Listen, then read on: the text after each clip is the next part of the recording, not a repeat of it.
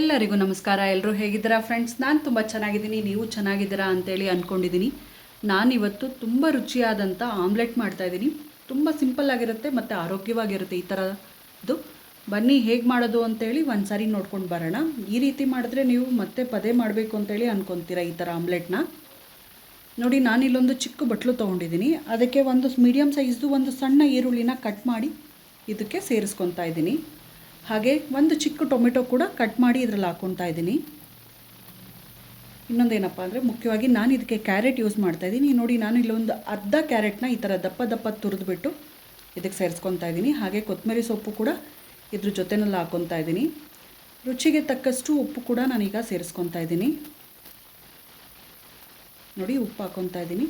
ಹಾಗೆ ನಾನು ಇದಕ್ಕೆ ಕಾಳು ಮೆಣಸಿನ ಪುಡಿನ ಸೇರಿಸ್ಕೊತಾ ಇದ್ದೀನಿ. 1 ಟೀ ಸ್ಪೂನಲ್ಲಿ ಅರ್ಧ ಒಂದು ಆದರೆ ಸಾಕಾಗುತ್ತೆ. ನೋಡಿ, ಇದಿಷ್ಟು ನೀಟಾಗಿ ಮಿಕ್ಸ್ ಮಾಡ್ಕೊಂಬಿಡೋಣ.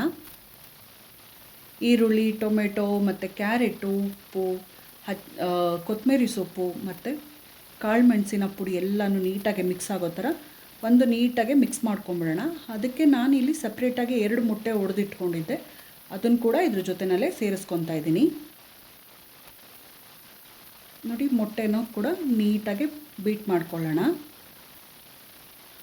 ಅದ್ರ ಜೊತೆಯಲ್ಲಿ ಹೊಂದೋ ಹಾಗೆ ನೀಟಾಗಿ ಮಿಕ್ಸ್ ಮಾಡ್ಕೊಳ್ಳೋಣ. ಈ ರೀತಿ ಎಲ್ಲ ನೀಟಾಗಿ ಮಿಕ್ಸ್ ಮಾಡಿಕೊಂಡ್ರೆ ಬೆಳಗಿನ ಬ್ರೇಕ್ಫಾಸ್ಟ್ಗೆ ಅಂತೇಳಿ ಒಂದು ಸರಿ ಇದನ್ನು ಮಕ್ಳಿಗೆ ಮಾಡಿಕೊಟ್ರೆ ಸ್ಕೂಲಿಗೆ ಹೋಗೋಕ್ಕೂ ಮುಂಚೆ ಅವ್ರು ತಿಂದು ಹೋಗ್ತಾರಲ್ಲ, ಹೊಟ್ಟೆ ತುಂಬುತ್ತೆ ಮತ್ತು ಆರೋಗ್ಯವಾಗಿರುತ್ತೆ. ಕ್ಯಾರೆಟು, ಈರುಳ್ಳಿ, ಟೊಮೆಟೊ ಎಲ್ಲ ಇರೋದ್ರಿಂದ ಬೇಡ ಅಂತಲೂ ಹೇಳಲ್ಲ ಮಕ್ಕಳು. ನೋಡಿ, ನಾನಿಲ್ಲಿ ತವಾ ಇಟ್ಟು ರೆಡಿ ಮಾಡಿಟ್ಟಿದ್ದೆ. ತವಾ ಕೂಡ ಕಾಯ್ದಿದೆ. ಇವಾಗ ಅದಕ್ಕೆ ನಾನಿಲ್ಲಿ ಒಂದು ಸ್ವಲ್ಪ ಎಣ್ಣೆನ ಅಪ್ಲೈ ಮಾಡ್ಕೊತಾ ಇದ್ದೀನಿ. ಆಮ್ಲೆಟ್ ಹಾಕಬೇಕಾದ್ರೆ ಏನಂತಂದರೆ ಸಣ್ಣ ಉರಿಯಲ್ಲಿ ಇಟ್ಟು ಹಾಕಿದ್ರೆ ಆಮ್ಲೆಟ್ ಚೆನ್ನಾಗಿ ಬರುತ್ತೆ. ಮೊಟ್ಟೆನೂ ಊದಿ ದಪ್ಪವಾಗಿ ಬರುತ್ತೆ, ಚೆನ್ನಾಗಿರುತ್ತೆ. ನಾನೀಗ ತವಾ ಕಾಯ್ದಿದ್ದಾಗಿದೆ, ಎಣ್ಣೆನೂ ಅಪ್ಲೈ ಆಗಿದೆ.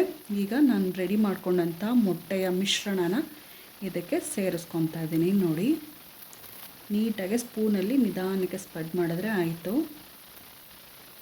ಸಣ್ಣ ಉರಿಯಲ್ಲಿ ಇದನ್ನು ನಾವು ಬೇಯಿಸ್ಕೋಬೇಕಾಗತ್ತೆ. ತುಂಬ ರುಚಿಯಾಗಿರುತ್ತೆ,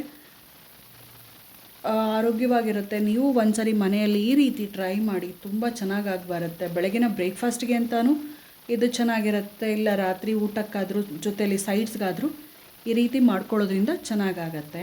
ಸೊ ನೀವು ಮನೇಲಿ ಈ ಥರ ಟ್ರೈ ಮಾಡಿ ಹೇಗೆ ಬಂತು ಅಂತ ನನಗೆ ಕಮೆಂಟ್ ಸೆಕ್ಷನ್ನಲ್ಲಿ ತಿಳಿಸೋದನ್ನು ಮಾತ್ರ ಮರಿಬೇಡಿ ಫ್ರೆಂಡ್ಸ್. ಸೊ ಯಾರೆಲ್ಲ ಮೊದಲನೇ ಸಾರಿ ನನ್ನ ಚಾನೆಲ್ ನೋಡ್ತಾಯಿದ್ರು ಸಬ್ಸ್ಕ್ರೈಬ್ ಮಾಡ್ಕೊಂಡು ನೋಡಿ ಅಂತೇಳಿ ಕೇಳ್ಕೊತೀನಿ. ಇಲ್ಲಿವರೆಗೂ ಯಾರು ಸಂಪೂರ್ಣ ವಿಡಿಯೋ ನೋಡಿದ್ರು ಅವರಿಗೆಲ್ಲ ತುಂಬ ಹೃದಯದ ಧನ್ಯವಾದಗಳು ಫ್ರೆಂಡ್ಸ್. ಹೀಗೆ ನನಗೆ ಸಪೋರ್ಟ್ ಮಾಡ್ತಾಯಿರಿ. ಹೊಸ ರೆಸಿಪೀಸ್ನ ನನ್ನ ಚಾನಲ್ನಲ್ಲಿ ಹಾಕ್ತಾ ಇರ್ತೀನಿ. ಸೊ ನೀವು ಸಬ್ಸ್ಕ್ರೈಬ್ ಮಾಡಿಕೊಂಡ್ರೆ ಫಸ್ಟ್ ನಿಮಗೆ ಆ ನೋಟಿಫಿಕೇಷನ್ ಬಂದು ತಲುಪುತ್ತೆ. ಆಮ್ಲೆಟ್ ರೆಡಿ ಆಗಿದೆ. ಸೊ ನೀವು ಒಂದು ಸರಿ ಟ್ರೈ ಮಾಡಿ ಅಂತ ಹೇಳೋದನ್ನು ಮತ್ತೊಮ್ಮೆ ಹೇಳ್ತೀನಿ. Thank you friends.